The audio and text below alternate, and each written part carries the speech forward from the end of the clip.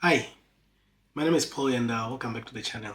I have a powerful word from the Lord, and this is a continuation of the word that I shared with you earlier, which we titled Family Matters. If you haven't watched that, go and watch the first video so that this one is an enhancement to what I've already spoken about. But we're talking about Jesus Christ our Lord coming into a space in his life where he was acknowledging the identity that he had walked into when he had walked into his purpose.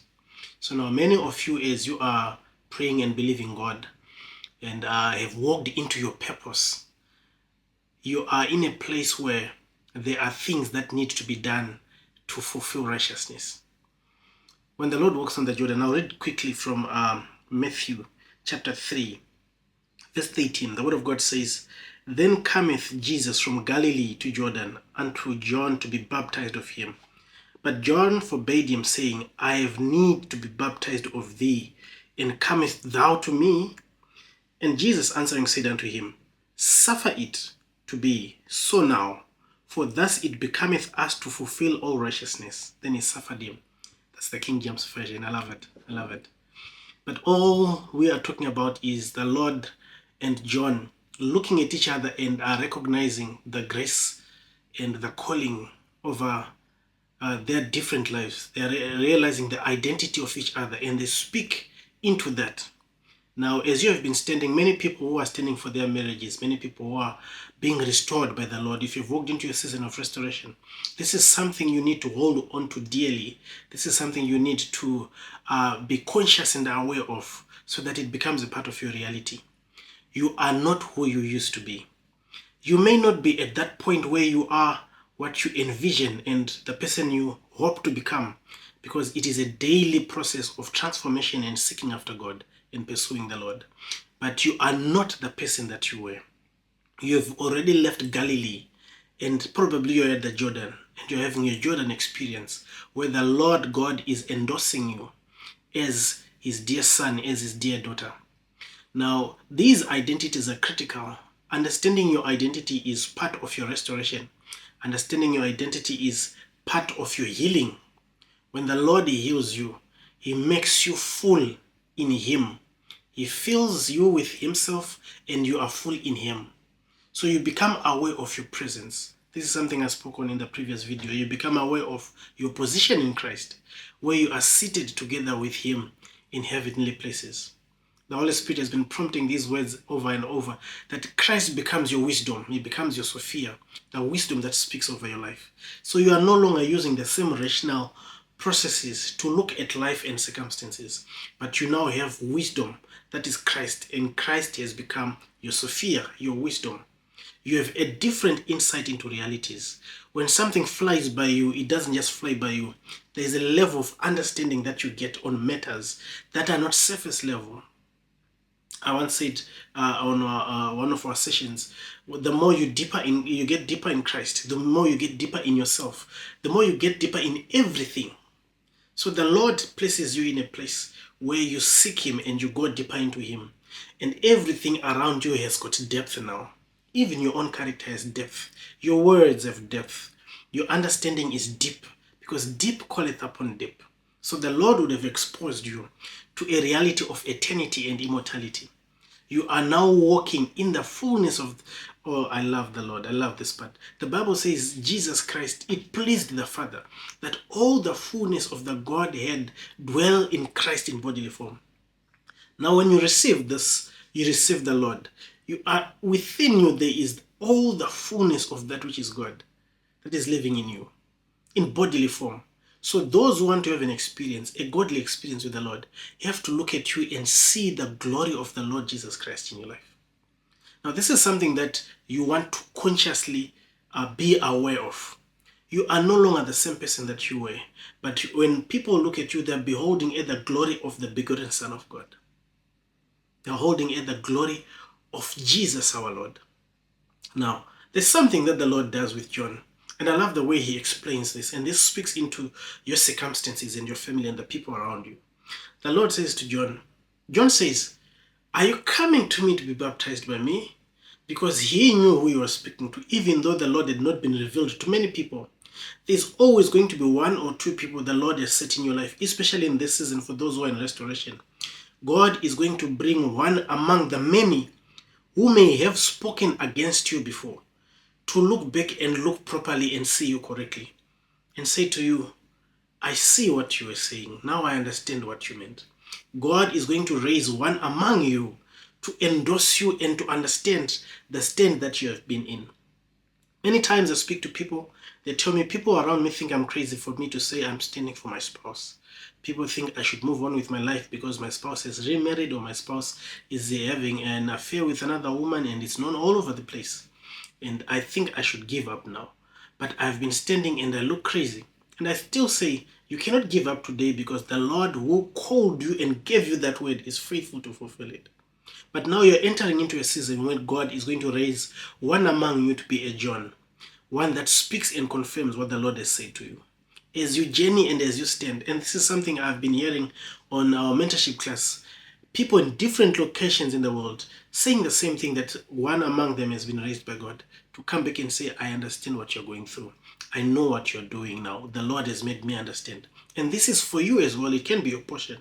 As you stand and as you are faithful to God, a time will come where God will change the heart of people around you to hear you and see exactly what you're doing for God, for generations that are to come after you. This is more than just a marriage thing. I've always said this. This is breaking generational curses. This is being redeemed from generational iniquity, being redeemed from trauma, and all the ills that the devil wants to bring into a bloodline. The Lord is redeeming your bloodline and purifying it as you stand and stand correctly, as you wait patiently on the Lord. Now the Lord says to John, it is important that you baptize me so that we fulfill all righteousness. They're at a place where they're acknowledging each other's calling and destiny. But the Lord says we have something to fulfill here. That is scripture. We need to fulfill righteousness. So it needs be that I be baptized by you. And John relents and accepts and he baptizes the Lord. He had actually spoken of the Lord earlier, says, the one who's coming after me is mightier than I am, whose lashet of sandals I am not worthy to untie. He that is coming after me baptizes you with the Holy Ghost and with fire. But when the Lord appears, he accepts the understanding of the Lord that superseded his, that there is righteousness that has to be fulfilled. And it needs that John baptizes our Lord Jesus Christ. And he baptizes him. As soon as the baptism is done, and let me read this part. And Jesus, when he was baptized, went up straight away out of the water. And lo, the heavens were opened unto him. And the Spirit of God descending like a dove and lighting upon him. And lo, a voice from heaven saying, this is my beloved Son, in whom I am well pleased. It is only after righteousness had been fulfilled and the Lord walks out of the water that the heavens opened unto him. So there are things that you may need to be doing in your family, in the people around you. Some of you, before you got into separation, while you were in separation, or even in this season, there are words that may have been spoken. There are things that may have been done to your siblings. It could be your parents, your family, your uncles, your nieces, your in-laws, anyone that may have interacted with you in a wrong way and rubbed you off the wrong way. And words were spoken, things were said, things were done. There is a time where you need to take a step back after the Lord has healed you to fulfill righteousness. In your case, righteousness, fulfilling righteousness may be an apology coming from you. Remember, you are healed, you are restored. You are no longer a victim of circumstances. You are standing on a higher pedestal now where you walk in authority. So you may want to look at things again and take bold steps of fulfilling righteousness. The people that you did not treat so well, there is an apology pending on your account in the spirit, where you have to walk boldly and say, I am sorry I did this to you. I am sorry I did not love you correctly. I'm sorry I did this. When you fulfill righteousness, for some it's not an apology, it's an act of kindness. It's saying yes to something. You know your story, whatever applies to you. When I speak, what you're feeling in your heart is exactly that thing. The Holy Spirit convicts you and tells you and shows you. Many people have seen this when you are fully healed and restored, even before your spouse comes back. There are things the Holy Spirit nudges you to fulfill. That is that righteousness. So in this season where we're dealing with family matters, you want to be deliberate to ask the Holy Spirit to guide you to make things right so that you fulfill all righteousness. For some, it's actually accepting an apology, even apologies that may not have come, but letting go of someone and forgiving them for the words they spoke over your life. It could be word curses, it could be rejection, anything that was posted and thrown and cast onto you. In this season, let it go. The Lord is dealing with families and He is sorting family matters. And it is your portion for you to fulfill all righteousness by doing exactly what the word asks you to do. Some people you might have to love and love from a distance. And put those boundaries with love, acknowledging that whatever may have happened, it's over now. But I'm still going to maintain my distance. I don't want to be in close proximity, but I love you. Praise the Lord. And with some, you have to break those walls down and say, I'm going to give you yet another chance to cross over this line. But when we are here, this is how we will relate. I am now in my destiny and in my call. I pray that God ministers this in a way that you hear and understand. But when you do that, the heavens above you will open. There are things that God will do for you to endorse you and to speak kindly of you, even to reintroduce you into the world or reintroduce you into your family, your community, and your church community, wherever you need a reintroduction. The Lord is saying, I am going to put my stamp and my salute to say, this is my son, this is my daughter, in whom I am well pleased. Listen to her. Praise the Lord. I'm so excited. Be deliberate and intentional in fulfilling the things that God wants you to fulfill. Even the vows you made unto Him. Lord, if you give me a child, my child will worship you. Take those kids to church. Take them into the presence of the Lord and fulfill all righteousness. Speak kindly of your spouse to them and fulfill all righteousness. Speak kindly of your in-laws, your aunties, even the ones that you don't like so much.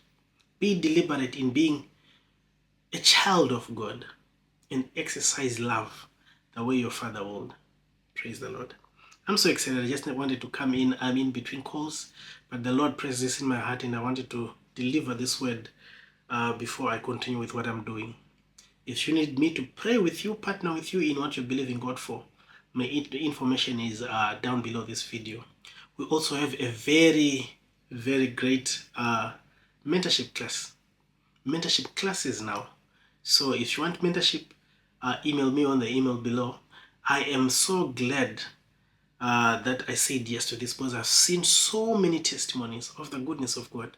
People walking into their destinies, people getting restored, the healed versions of them that understand and know who they are in Christ and in that union. Hallelujah, praise the Lord. Let me pray. Father, I thank you again tonight. Your goodness and mercy flow in our lives. As you say in Psalm 23, goodness and mercy shall follow me all the days of my life, and I will dwell in the house of the Lord forever and ever. Amen. I pray these words over your life. May goodness and mercy follow you all the days of your life, and may you dwell in the house of the Lord forever and ever. Hallelujah. Amen. Feel free to share your testimonies. Come into the comment section below. I want to hear. I always enjoy reading these testimonies and these comments. I want to hear what the Lord is doing in your life. Have you been healed? Are you sitting under the heavy hand of God where He is operating on you, pulling out some things and recreating certain things? What is the Lord saying to you in this season? Where are you in your walk with God? I sure believe that God will do for you what He promised you.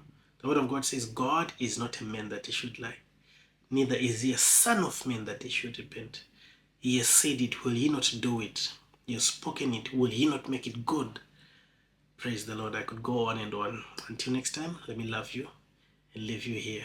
God bless you.